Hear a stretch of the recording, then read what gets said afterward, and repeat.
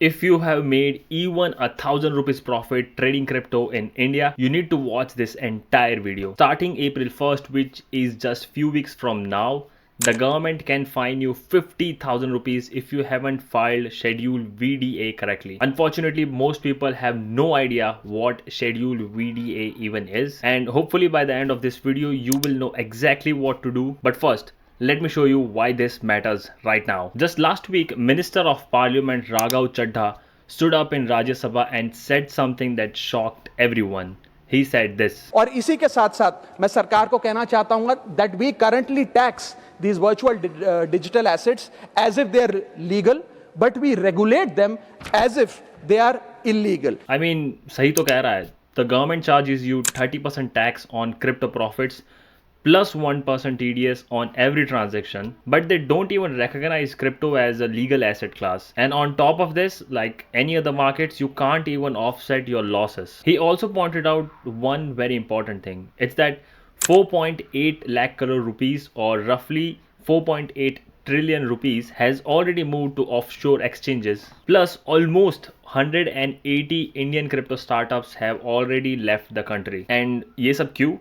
Because the rules are confusing, taxes are brutal, there's corruption, there's penalties, and all of these things are getting worse. Let me explain. Right now, India has over 12 crore crypto users. That's roughly 120 million people. If you are one of them, listen carefully. The government introduced something called as Schedule VDA, or Virtual Digital Assets, as you all know, in the ITR filing. And what does this VDA mean? Well, simply it just means crypto. But here's what you have to exactly report. You need to report 4 things, which are every crypto transaction that you made on every centralized exchanges, every profit, every loss. Yes, even though you can't offset gains.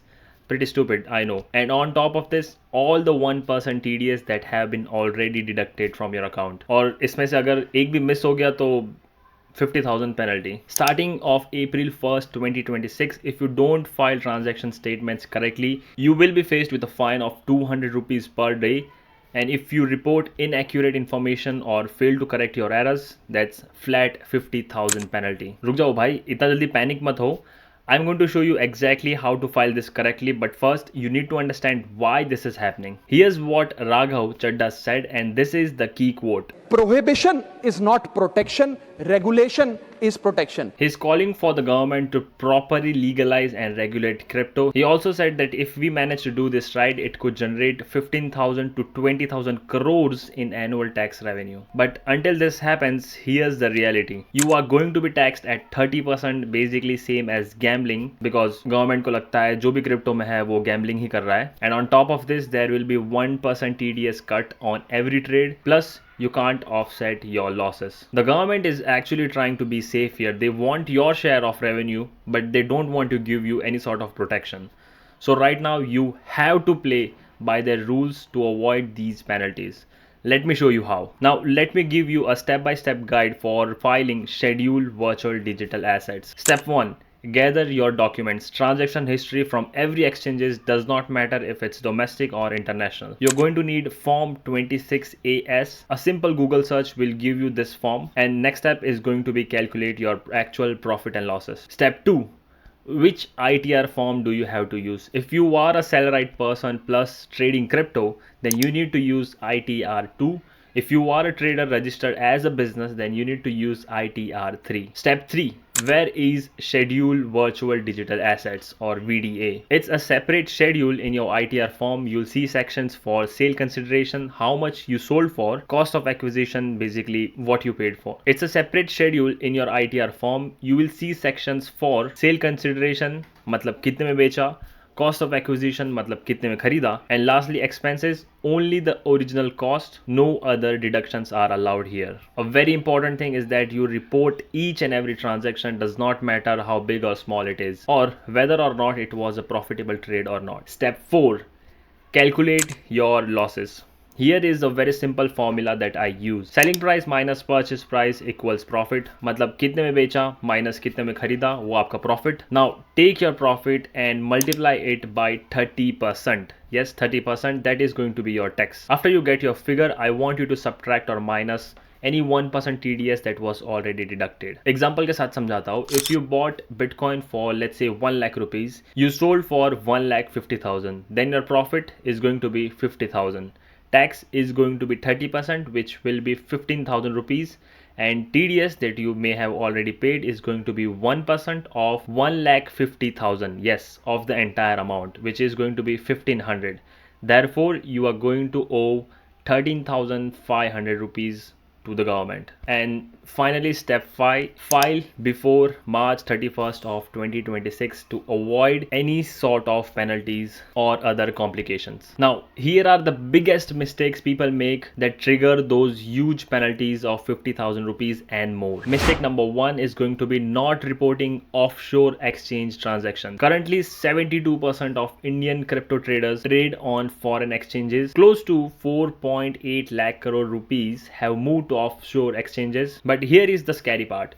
The income tax department can still track you through bank transfers, UPI records, credit card statements. So be careful. कोई भी कभी भी आपके पीछे आ सकता है. Mistake number 2, not keeping records. You need proof of every transactions, exchange emails, screenshots, wallet addresses. Keep everything. Mistake number 3, do not think that losses are going to cancel out. They don't. In crypto, you are not able to offset losses. Mistake number 4, which I personally see each and every day, people ignore the 1% TDS. This gets deducted automatically on exchanges if they are FIU registered, of course, but you have to report it and claim credit for it. Yes, credit. Now I know आप सब ये सोच रहे होगे, should I trade on Binance or any other offshore exchange and not tell anyone? Well, look, I'm not a lawyer or a chartered accountant, but मैं एक चीज बोल सकता हूँ आपको.